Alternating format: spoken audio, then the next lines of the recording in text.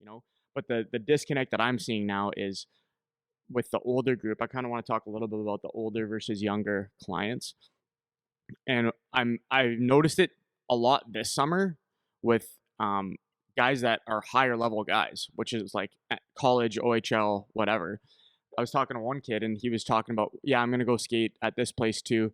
And I'm like, oh yeah, like is it a good skate or whatever? He's like, no, it's just cheap. Like you can, it's ice and it's cheap. And I'm like, okay, at the level you're at, is it's just ice and it's cheap a good reason to do it?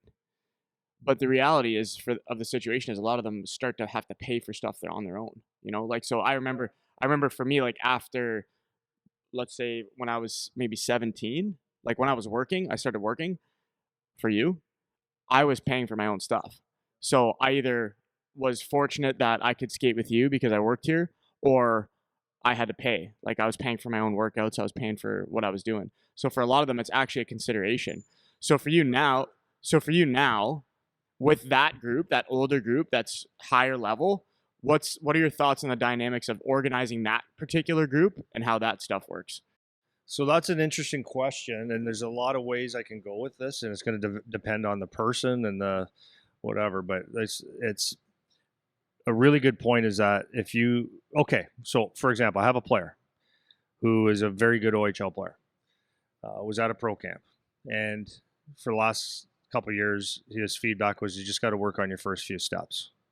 Okay, so he took that very seriously. So now, how do you work on your first few steps? I had one scout say, just do yoga. It's like loosen up the hips kind of Stay thing. off the ice. Stay off the ice. Just do yoga. Okay. Had another scout say, just get a power skating coach. Power skate, power skate, power skate. And I'm going, I don't know though. I don't know. I'm being honest. I didn't know. Power skating. Okay. So, but what I think what they forgot to identify is why, or is it actually the first three steps? Like, because sometimes appearance could be something too, right? I didn't buy it. I didn't buy either of them. I said, yes, it makes sense. Like so, like the player came to you with this feedback, and you guys were doing like let's develop a plan Well, kind of thing.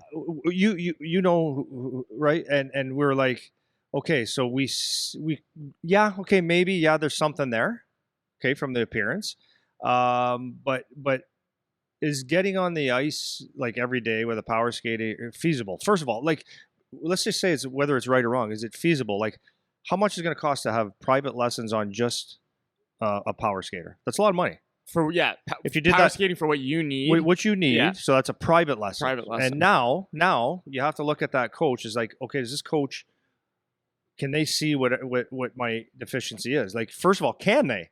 Everyone says they can, or most people say they can. There's very few people that say, well, I'm not really sure, let's try this, or maybe I'm not the one for you because I don't think it's my business that's going to help you, right? The people don't say that. So, like, first of all, can I identify that? And is it the right thing that we're working on? Like all those different things. So number one, it's very, very expensive.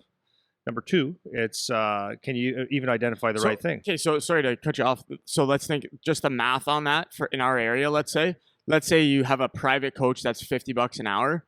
If you're doing Plus ice, right, that's my point. So you're paying so that's cheap. Cheap. Minimum is $250 an hour. Yeah. For a private lesson. Yeah. With Do a that skating 10 coach. times. Yeah. Right. Do that 20 So, times. Yeah, And 10 is okay. So there you go. Do some more math. Is 10 enough? yeah. Right. Is 20 enough? So in my mind, it's not.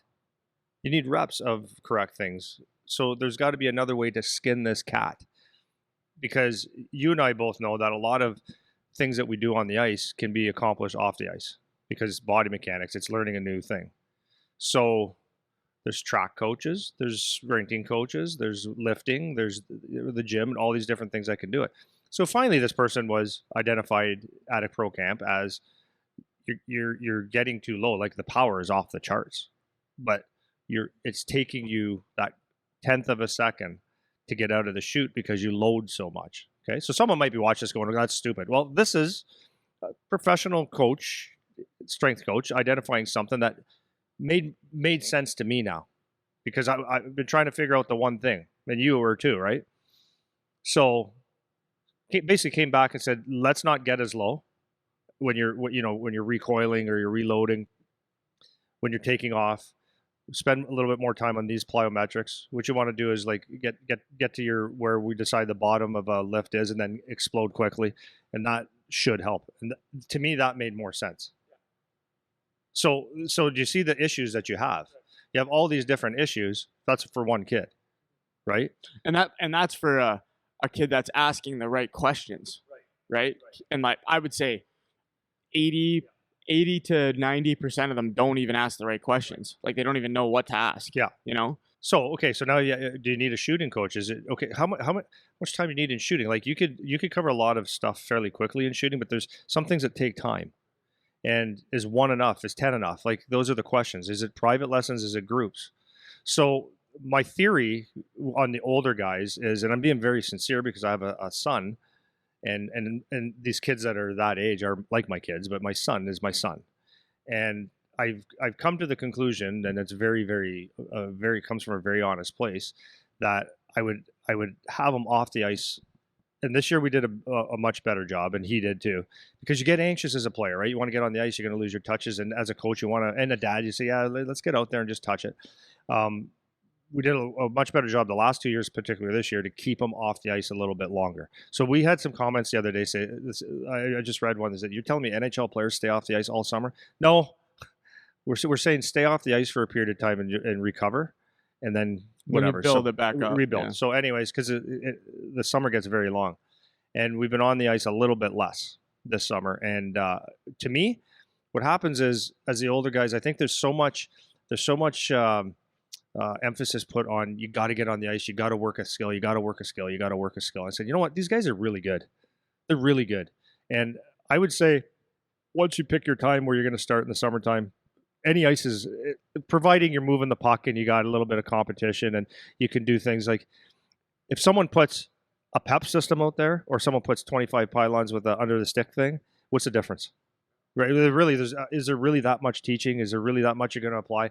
Because at the end of the day, you got to play the game anyways, and the game doesn't look anything like that kind of stuff. So I feel like as older guys go, yes, you need to do some skating.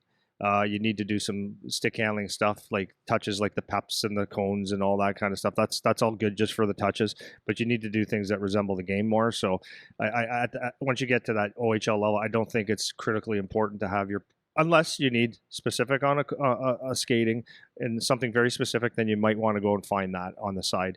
Other than that, it really doesn't matter. Like, so for me, I don't get butthurt anymore. I don't feel like I lose customers because we're overpriced or whatever the reasons are, right?